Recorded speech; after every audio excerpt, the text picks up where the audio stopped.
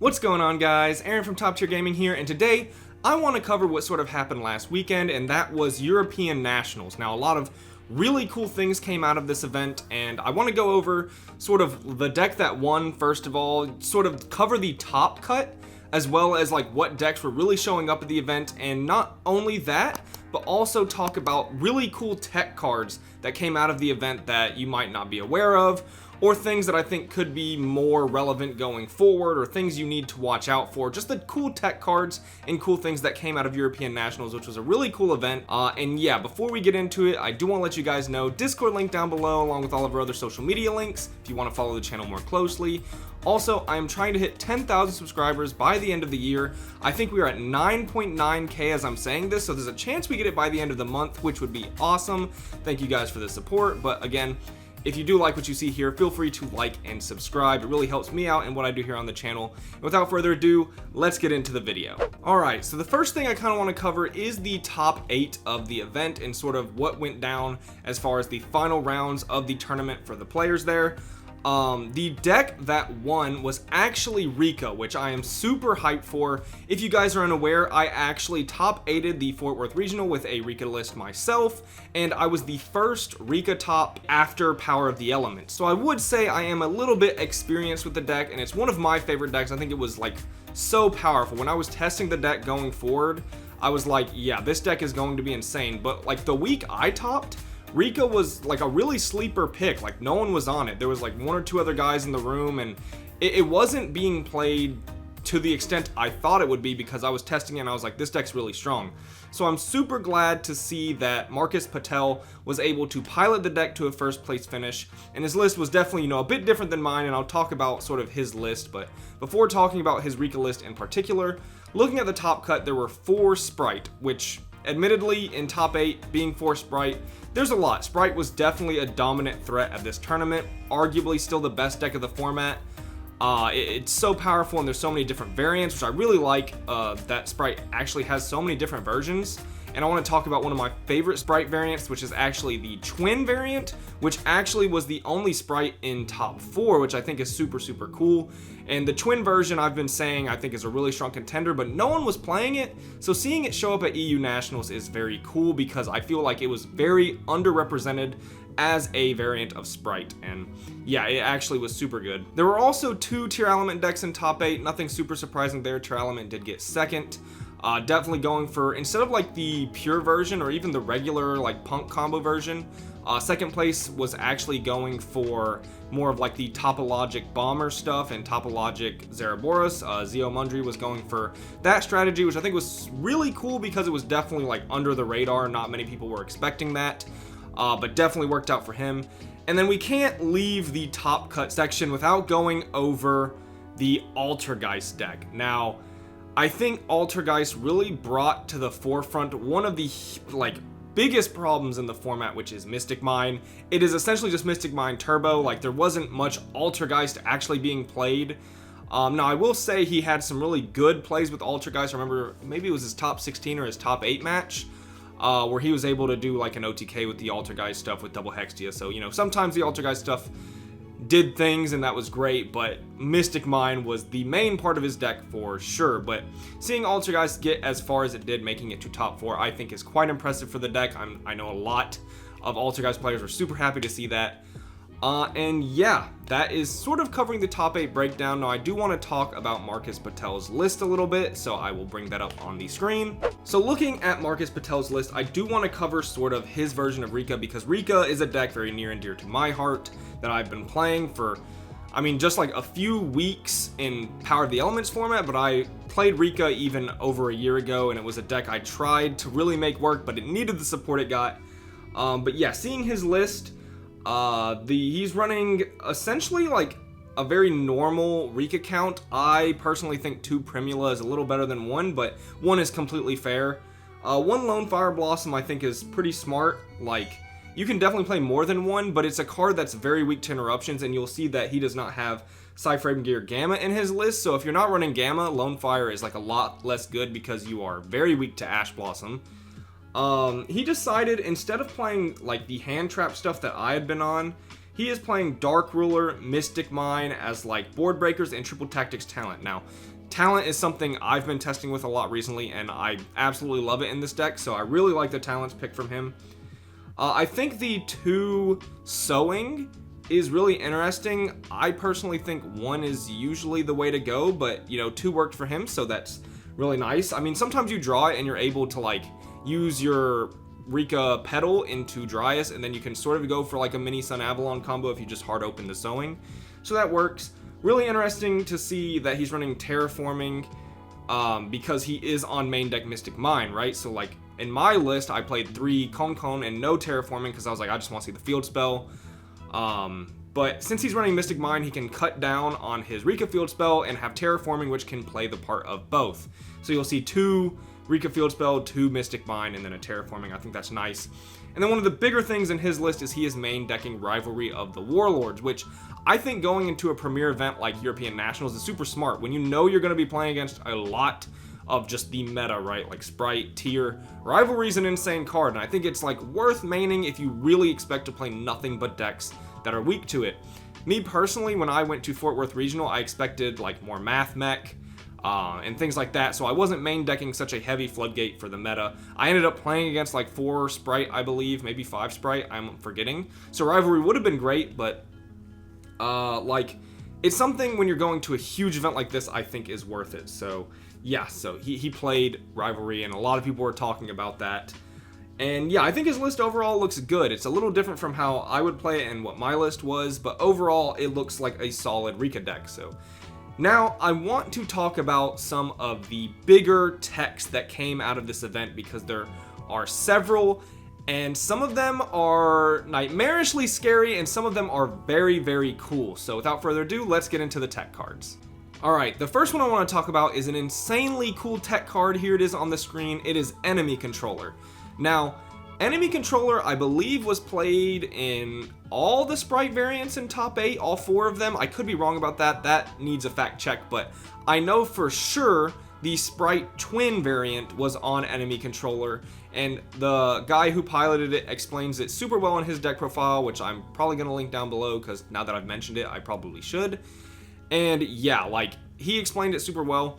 Enemy Controller for Evil Twin is not a new card. In fact, I remember running Evil Twin Eldritch back in like last year, 2021, a couple months after Evil Twin came out.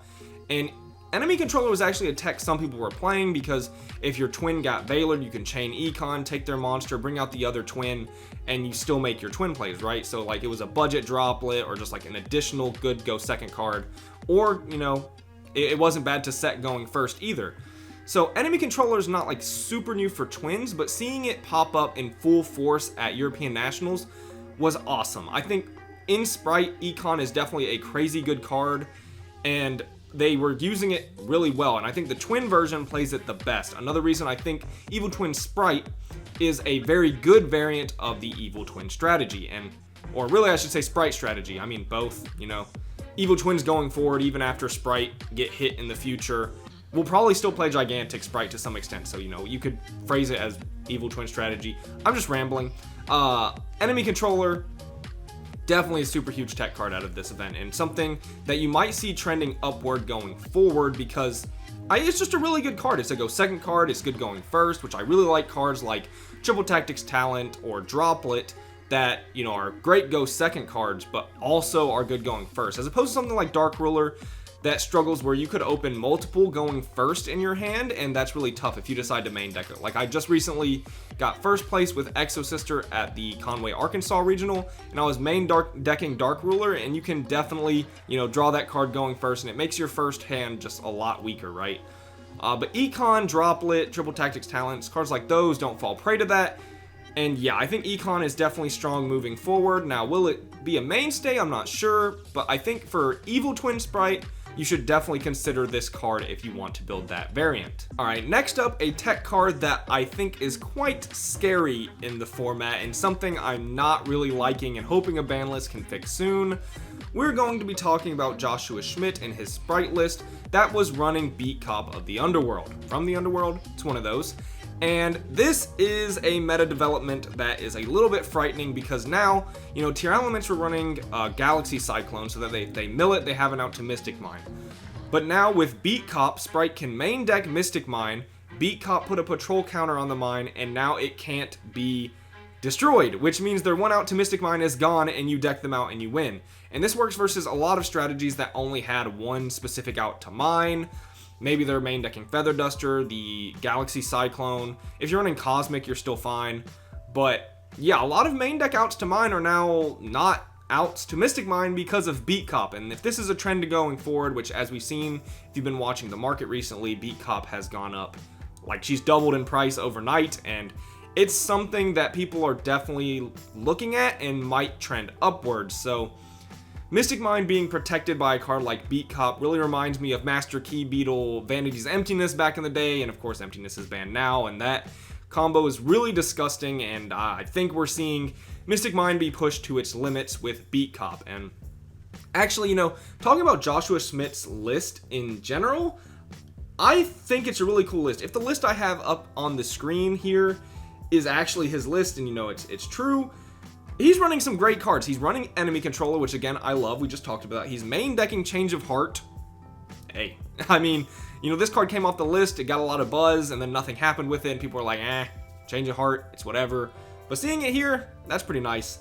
But also he is playing the Light Stage Lilybell Sprite package. I just recently talked about that in one of my videos. Which video was that? It might have been the ban list video. It might have been a video before that, where I was talking about how it was the ban list video because I talked about Light Stage coming to 3, and yeah, you can run Lilybell with the Light Stage as an engine to get into Sprite combo, and I think that's really funny, and it's showing up here, which I think is hilarious.